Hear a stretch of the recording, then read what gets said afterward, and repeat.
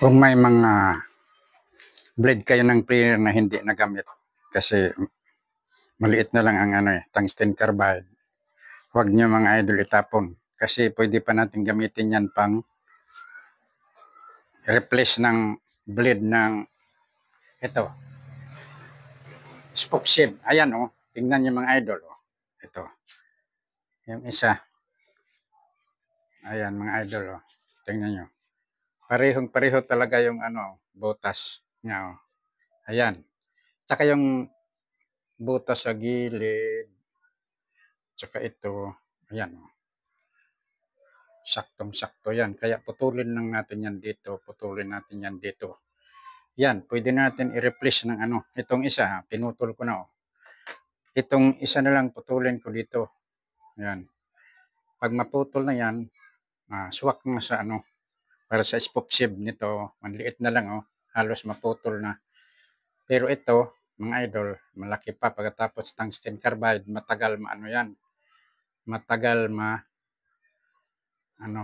mapurol kasi pang planer na bakal. Yung niya, yung asero niya, matigas. Kaya mga idol, huwag niyong itapon yan kasi mapakinabangan pa. Tulad nito mga idol, putulin ko.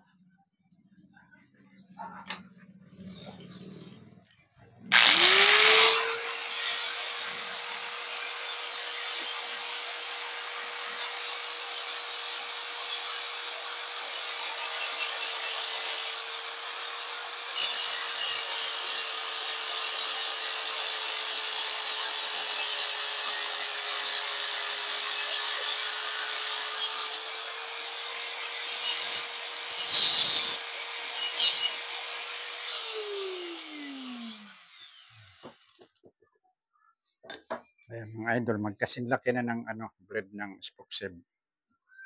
Ayan. Pagkatapos may adjustment din mga idol. Kung ilalagay natin ito dito sa spoke shield, ayan. May kulang pa mga idol yung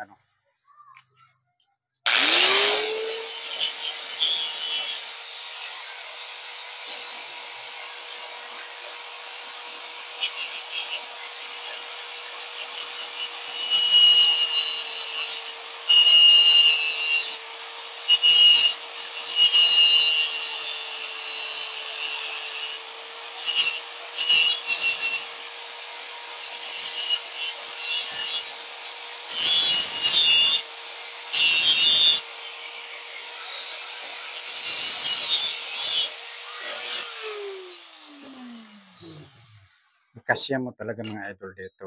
Pag makasya na, ayan na mga idol. Ayan. Kalagay na dyan. Pwede na yan. Pang na yan, pang spoke shield na. Ayan mga idol, medyo makapal siya pero madali lang yan mga idol.